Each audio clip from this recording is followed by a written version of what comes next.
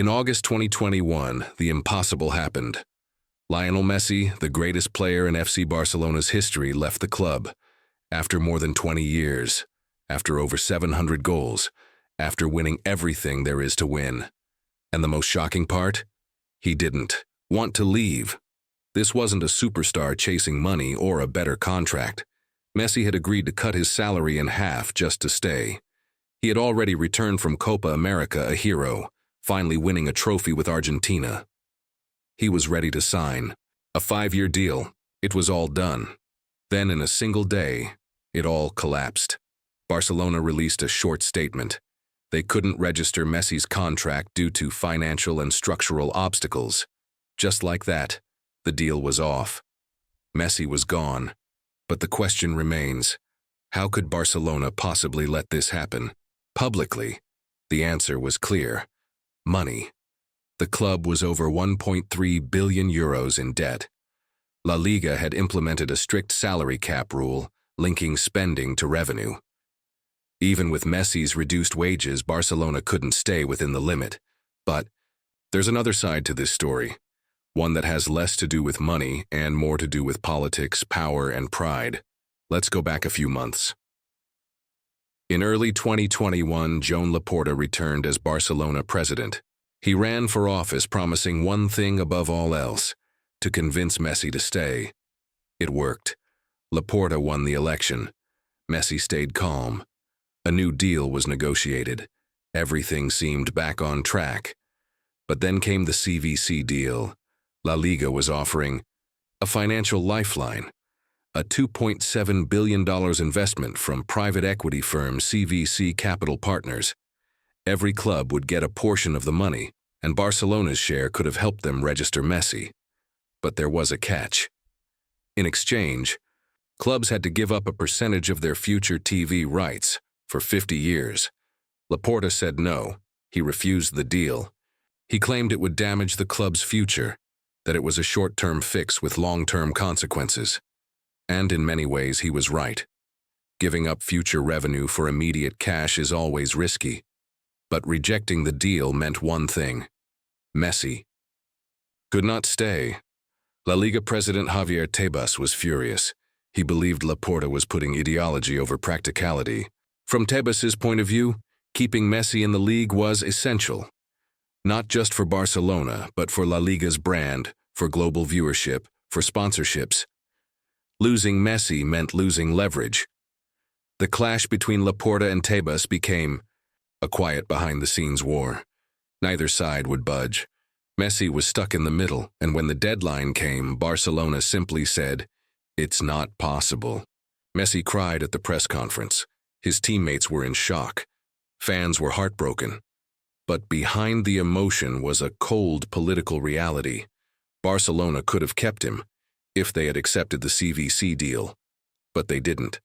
And many believe that deep down, some people at the club saw this as a clean break, a way to reset. For years, Barcelona had been sinking, financially, culturally, structurally. Messi was the brightest light in the middle of that chaos. But maybe, to truly rebuild, they had to let him go. It wasn't just about numbers. It was about control, about pride, about who gets to decide the future of FC Barcelona.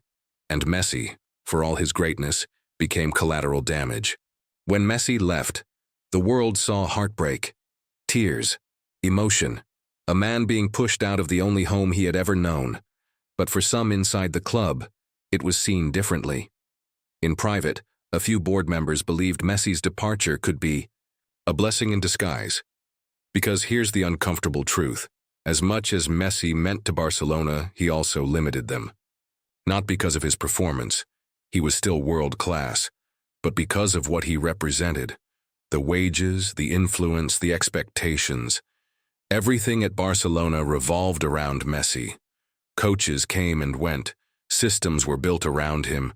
Even other players were signed just to suit his style. In a way, he was bigger than the club. And for a new president like Laporta, trying to rebuild a broken institution, that kind of shadow can be overwhelming. Letting Messi go meant pain in the short term. He is both emotional and financial, but it also meant freedom. a chance to reset everything. The wage structure, the locker room dynamic, the tactical approach, even the branding of the club itself. Without Messi, Barcelona could finally move forward. At least that's what some believed, and the timing was convenient. Laporta inherited a club in financial ruin. Years of mismanagement under Bartomeu had left Barca with bloated contracts, failed signings, and a massive wage bill. Griezmann, Coutinho, Dembélé, expensive. Players brought in to support Messi, but none of them truly worked. With Messi gone, Laporta could point to a new vision, a younger squad, a focus on La Masia, a return to values. Suddenly, expectations changed. If the team failed, it wouldn't be seen as a disaster. It would be part of a rebuilding process. And if they succeeded, it would be credited to the new era. From a political perspective, Messi's exit bought time. Of course, none of this was ever said publicly. Laporta praised Messi at every opportunity. He hugged him. He cried with him. But in the background, some hard decisions had already been made. Decisions that went far beyond emotion. Even Messi, deep down, may have sensed it. In his farewell press conference, he looked stunned, not angry, not betrayed, just defeated. As if he'd been told, there's nothing more we can do, and he simply had to accept it. And so he left. Not to Manchester City, not to a random big-money offer, but to Paris, a club backed by the Qatari state, with deep pockets and an open door. PSG didn't just offer him a contract. They offered him something Barcelona couldn't anymore: certainty, stability, and maybe most importantly, a team that wanted him now, not one that felt stuck with him. In the months that followed, Barcelona pushed their new narrative. A future built around young talents like Pedri, Ansu Fati, Gavi. They spoke about sustainability, vision, and rebuilding the Barca DNA. But fans weren't fooled. Camp Nou was half empty. Shirt sales dropped. Global interest dipped. Losing Messi wasn't just emotional. It was bad for business. Meanwhile, La Liga suffered too. Tebas had lost his most marketable star. TV ratings fell. Sponsors asked questions. The league's global reach, already behind the Premier League, took a massive hit, and all of it could have been avoided if both sides had been willing to compromise. But they weren't. Laporta didn't want to surrender the club's long-term rights. Tebas didn't want to bend the rules for one player, no matter how great he was. And stuck between two powerful men was Messi. In the end, the story wasn't just about money. It was about pride, about positioning, about the future of a club, a league, and a legend. All pulling in different directions. And for fans, that's the hardest part because it didn't have to end this way. In the end, Messi was gone. But the shock didn't fade. Not after a day, not after a week, not even after a season. For Barcelona, his departure was more than just losing a footballer. It was like removing the foundation from a building that had stood for 20 years. The team suddenly looked unfamiliar. The identity felt hollow. On the pitch, the impact was immediate. The 2021-2022 season started with confusion. Ronald Koeman struggled to manage a squad in transition. There was no clear leader. The goals dried up. Barcelona crashed out of the Champions League group stage for the first time in 20 years. Fans were stunned. This was no longer a super club. This was a team trying to remember who they were. Off the pitch, the situation was just as messy. Shirt sales dropped dramatically. International fan engagement declined. The club's global visibility took a hit. And financially, the problems didn't magically disappear after Messi's exit. The debt was still there. The bad contracts were still active. And the rebuild? It was far slower than expected. La Liga, too, struggled. The loss of Messi meant the league no longer had a clear superstar. Cristiano Ronaldo was already gone. Now Messi, too. The marketing power that had made El Clásico the biggest club rivalry in the world was gone.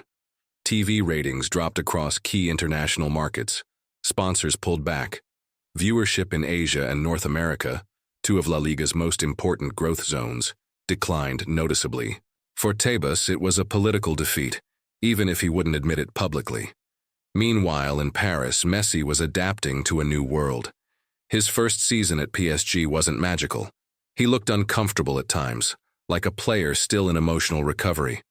He still created, still passed, still had moments of brilliance, but the joy wasn't there yet. But something changed in his second season. He started smiling again. He formed a deadly trio with Mbappé and Neymar. And most importantly, he won the World Cup with Argentina. It was the perfect story arc. After the heartbreak of Barcelona, after years of pressure, Messi reached the top of the mountain with his national team. For many, it was the final piece of his legacy, but the question still lingers. What if? What if Barcelona had found a way to make it work? What if Laporta had taken the deal? What if La Liga had shown more flexibility? Would Messi have finished his career at Camp Nou? Would the club be stronger today? Would the league still be competing with the Premier League globally?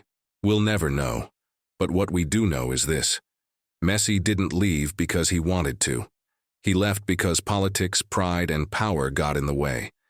It was a decision made not on the field, but in boardrooms, through contracts, regulations, and silent standoffs. And the people who suffered most and were the fans, because football is supposed to be about passion, loyalty, greatness. And for over 2 decades, no one represented that more than Lionel Messi in a Barcelona shirt. In the CU, and the greatest love story in football didn't end with a fairy tale. It ended with a press release, a tearful goodbye, and a legend forced to walk away from the only club he ever loved. And no matter how much success Barcelona finds in the future, or how many trophies Messi wins elsewhere, the truth behind his exit will always leave a bitter taste, because it didn't have to happen this way, but it did. And now, all we're left with is the question, who really let Messi go?